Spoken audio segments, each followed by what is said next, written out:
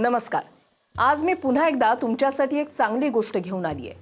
ही सकारात्मक गोष्ट आहे विश्वासाची. विश्वास स्वतःवरचा. विश्वास न डगमगता पुढे जाण्याचा. विश्वास अशक्यही शक्य करून दाखवण्याचा. ही सकारात्मक गोष्ट आहे थान्या नाथन सी यांची. थान्या नाथन सी या देशातल्या आणि केरळच्या पहिल्या 100% अंध महिला न्यायाधीश बनणार आहेत. वयाच्या 24व्या वर्षीच त्या देशामधल्या दुसऱ्या 100% अंध न्यायाधीश बनतायत. 2013 साली राजस्थानचे ब्रह्मानंद शर्मा हे पहिले अंध न्यायाधीश बनले, तर जगातले पहिले 100% अंध न्यायाधीश सर जॉन अँथनी वॉल मानले जातात.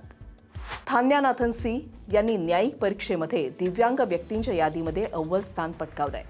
न्यायाधीश होण्यापूर्वीपर्यंत थान्या या कन्नूर जिल्ह्यामधल्या तालीपनंबा इथे एक प्रॅक्टिशनर वकील होत्या. त्यांनी स्क्रीन रीडर सॉफ्टवेअर, ब्रेल आणि ऑडिओ नोट्सच्या मदतीनं कायद्याचा अभ्यास केला.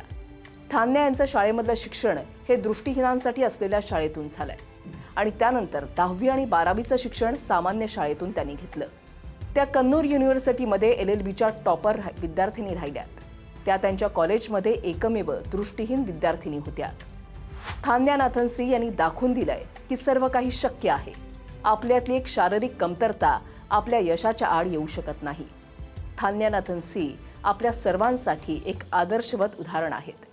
केरळच्या या लेकीचं महाराष्ट्रातल्या या लेकीकडून मनपूर्वक अभिनंदन आणि जाता जाता गुरु ठाकूरांच्या या ओळी. असे जगावे छाताडावर आव्हानाचे लावून उत्तर, नजर रोखुनी नजरेमध्ये आयुष्याला द्यावं उत्तर.